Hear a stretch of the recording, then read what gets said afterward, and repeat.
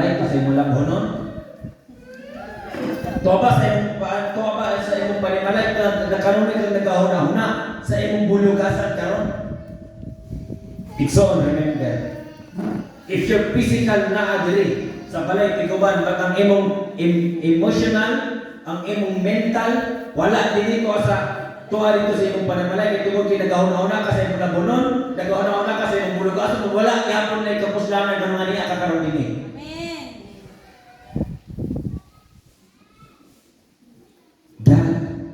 Wa naglantaw sa imong attendance.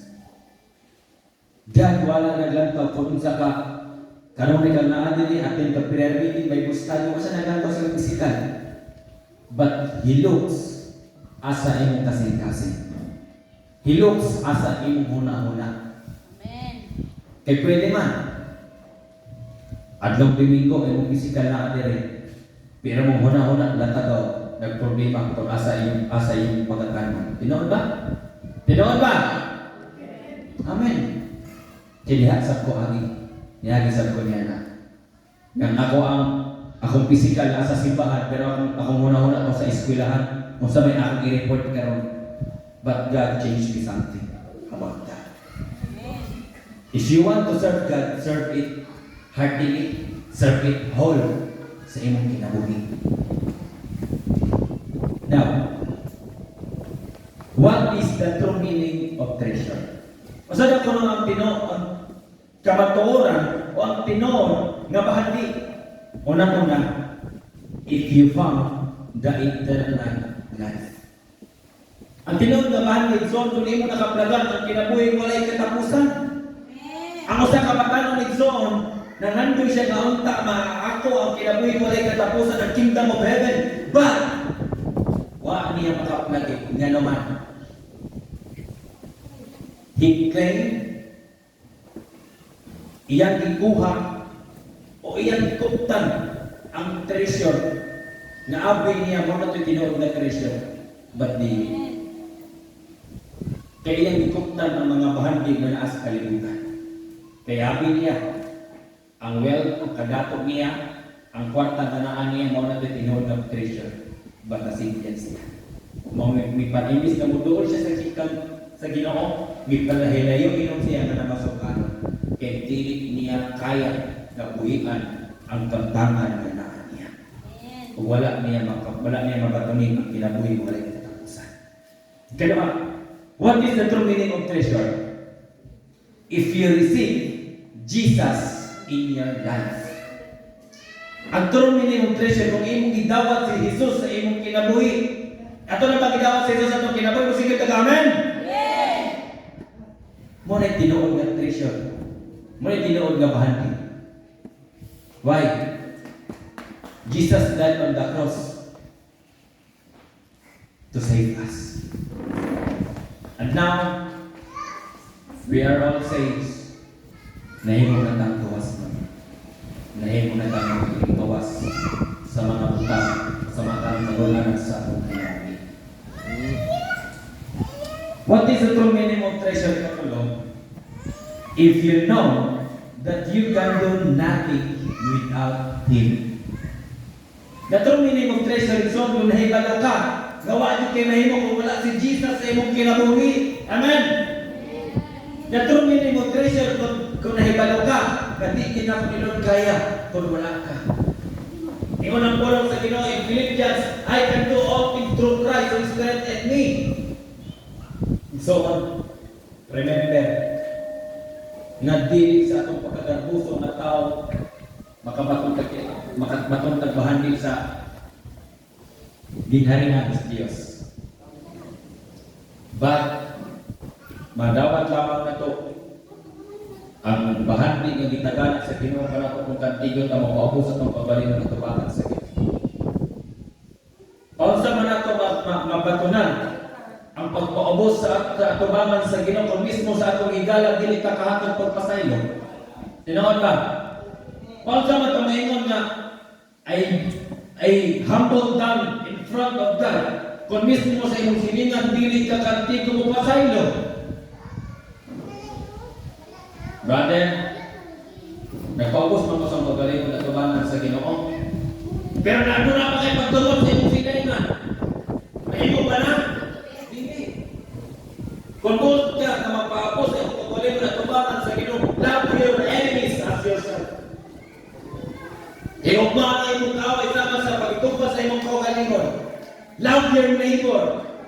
Mo na gitudlo ni Jesus sa matag sa kanato. Ningon ba si Jesus, hate your neighbor? Ningon ba si Jesus, hate more your enemies? No. Jesus teach us love, love, love. Kaya in love, na diha magsumikat ang kalinaw sa imong kinabuhi. In love, diha magsumikat ang kalinaw sa imong peace of mind. Mga love, utang sa imong kasing-kasing so una-una kinahanglan ka may sa imong isig na tao. So, remember, put Jesus sa imong kinabuhi. Now, following Jesus is not temporal, but it is a lifetime. Ang pagsunod nitong Hesus Kristo, so hindi lamang kay Lord, 5 years lang mumusunod, hindi mo tama na. But following Jesus is not temporal, but it is lifetime. Hangtod ano na pa kay kinabuhi, hangtod ano na pa kay ginawa sa gihapon magpadayon sa pagsunod sa pag-alagad sa Ginoo. That is the true meaning of treasure. That is the true meaning of follower of Christ. Sunod, hangtod ano na pa kay ginawa. Ito na natagod ka ang atong buhay. Now, the guys go to treasure. Ano na kayo pat ka mo igipadayan na ninyo? How to manage the treasure in heaven. Di ba ang kinis kalimutan, ano na tayo? Money management. Ano na tayo? Paper management. And now, dirita, how to manage the treasure in heaven. Una, how to manage the treasure in heaven? Una-una, kinahanglan lay down yourself before God. Kinahanglan imo ipaabot sa imong kaugalingon diha atubangan sa Ginoo. In Matthew chapter 19 verse 21 mo atong text.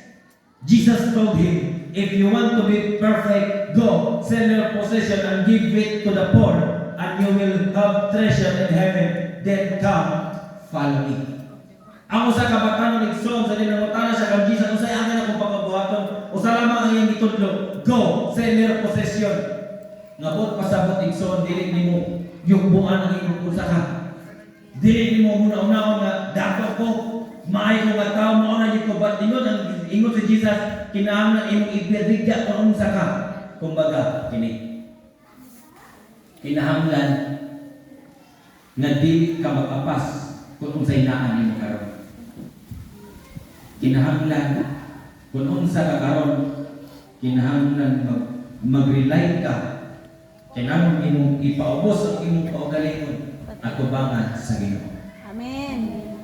Kay kadaghanan mga tao igsoon, kung kay dato sila, kung kay adunahan sila, ilang hikalimtan kung kinsa si Jesus sila. Gikan ang gunila ka.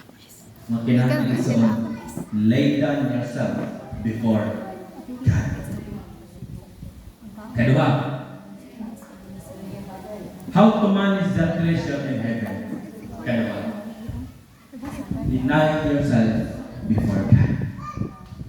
Imong i-deny ang imong kaugalingon kung kinsa ka natubangan sa Ginoo. Lord, this is me, but I wanted you to change my life. But I wanted you na ikaw ay magbuot sa akong kinabuhi. Deny yourself before God. In Matthew chapter 19 verse 22, when Jesus told a young man to sell his possession and give it to the poor to be perfect, a young man went away sad because he had a great wealth. Usay gibuhat sa kadato nga batanon. Imbes nga moduol siya sa Ginoo, mipahilayo inoon siya. Kay dili siya kantigo nga modinay kung kinsa siya. Kinahibalo siya sa kaugalingon nga dato siya. Amen. So ang pagtutod ni Jesus sakit. Pero ang may natong mabatunan na kini mga butang na atong makita dinhi ibabaw sa ita lumalabay. Amen. Nakita ni Jesus kinsa siya. Nga dato siya, ruler siya, adunahan siya. But gusto ni Jesus na dili siya makapas kung kinsa siya nga anak ng mga punto. Sa itong kinabuhi nga ta. Buot ni Jesus, nagwagtawon niya ang tanan nga naan mo, kinsa ka. Maritis ka sa kaniadto. Palahog ka sa kaniadto. Butangero ka sa kaniadto. Yes, tinuod na. Mao na ang gitanggal ni Jesus sa imong kinabuhi. Dili niya gusto nga magpabiling ka anak nga mga butang. Amen. Buot sa Ginoo iya gusto ang dagan sa imong kinabuhi. Ang usa ka batanon instead nga iyang yaan kung kinsa siya. Mipahawa iyang siya kung mipalayo kang Ginoong Jesus. In Matthew chapter 16 verse 24. Then Jesus said to his disciple, if anyone desires to come after me, let him deny himself, take up his cross, and follow me. So kung si bisan kinsa mahimo na kung tinunan kinahanglan, i-deny niya iyang kagalingon ug mosulod siya kanako. Take up his cross and follow me. And so on. Kung gusto ta nga magtiko mong bahan inad ko sa langit, kinahanglan atong i-deny kung kinsa ta. Atong pasanon na Kristohanon ta sa matag adlaw, dili kay Kristohanon ta sa Domingo. Amen. Amen. Ikanaghalang mga tao Kristohanon ng adlaw Domingo pero Lunes hangtod Sabado unsa man mo. Kalimutan. Mo ba na gipangita ni Jesus sa atong kinabuhi? Mo ba na gitudlo ni Jesus sa atong kinabuhi? No. Lain pa mahuban niya na take up your cross daily. Adlaw-adlaw. Kung Kristohanon ta matag-adlaw. Amen. Dili kay Kristohanon tagadlaw Domingo. Take up your cross daily, not weekly. Ato lang ibungat sa atong mga mabin. Not weekly. Not weekly. Daily. Hindi mo katapat daily. Katulong. Wait na. How to manage the treasure in heaven? Ikatulong. Rely on God and His will. Kinahanglan mag-rely ka kung unsay kabubuton sa imong kinabuhi. Dili kay magbuot-buot ka Lord, mao na ginindot kay plano sa kung kinabuhi, mao na gisiguro, mao na gini, magbuot na rin ka. Remember, God knows everything sa imong kinabuhi. God knows everything sa dagan sa imong kinabuhi. Mao kinahanglan mag-rely ka kung unsay kabubuton sa imong kinabuhi. In Matthew chapter 19 verse 26, with man this is impossible, but with God all things are possible. Siguro makayong kasi mong kinabuhi, lisod lagi kayo ihawas na ini nga sitwasyon sa kong kinabuhi, but remember, God has a plan for you. Amen. To prosper you, not to harm you, but to give you hope in the future. Muna yung plano sa Ginoo sa imong kinabuhi, mga ginikanan na naadin eh. Ayaw kayo mo ka-pressure sa sitwasyon na naan ninyo karon. Kung dili, rely kung si kabubuton sa Ginoo para sa iyong tibok nga pamilya, para sa iyong mga anak. Rely on God and His will. Ingon ang Paul sa Ginoo Proverbs chapter 3 verse 5 to 6. Trust in the Lord with all your heart and lean not on your own understanding. In all your ways submit to Him, and He will make your paths straight. Amen. Unsa man imong giplano, unsa man imong gi-design sa imong kinabuhi, kinahanglan magsalig ka sa Ginoo, dili half o dili half, kundi full heartedly. Submit to the Lord with all your heart.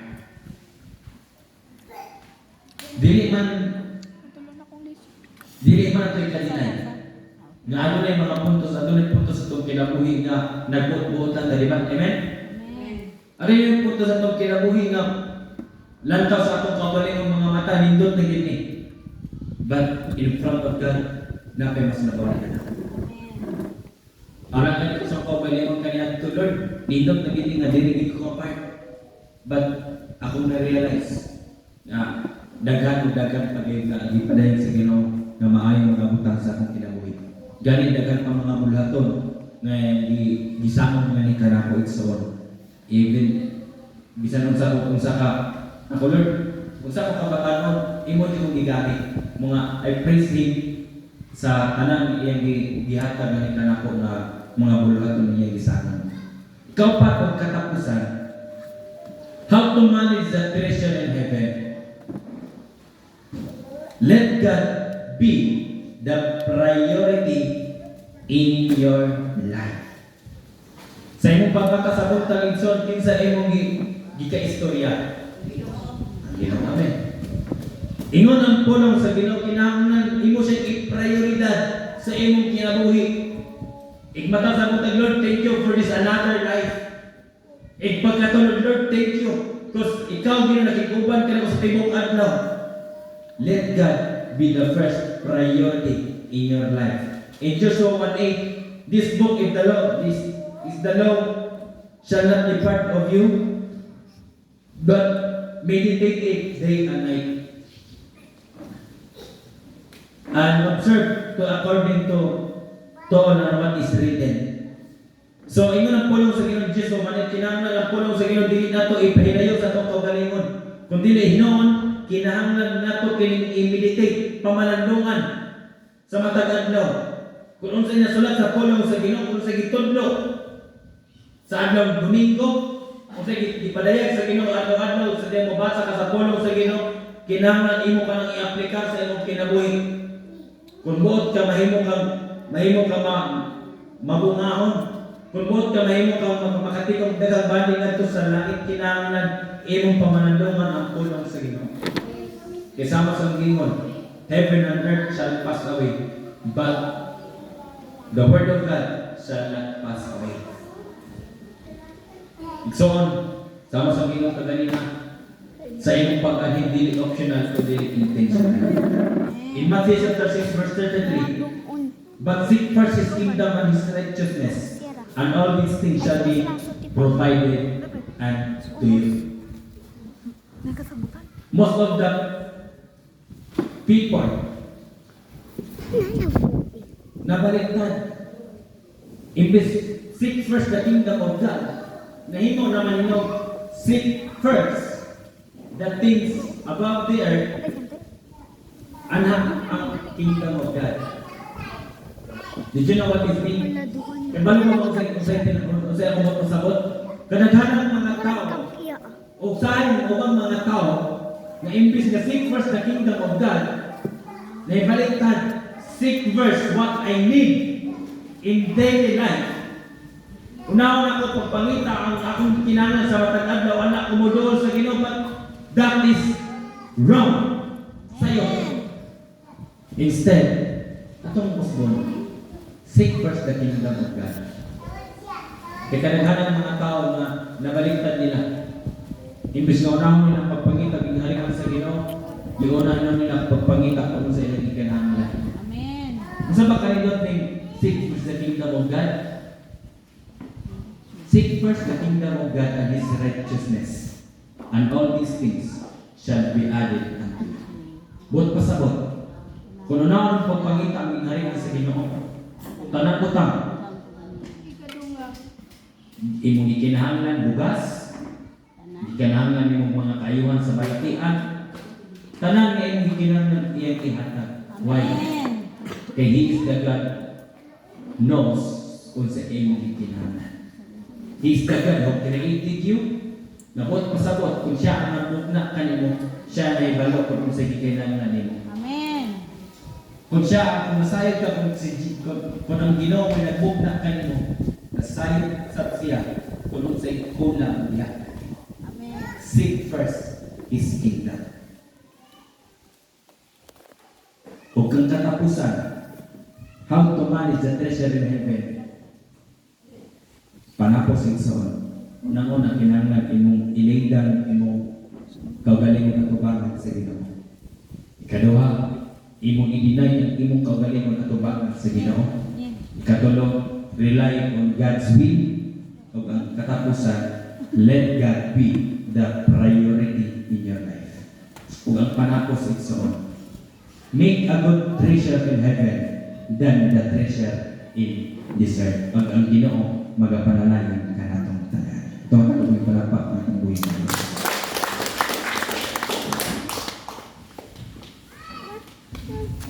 Thank you, brother.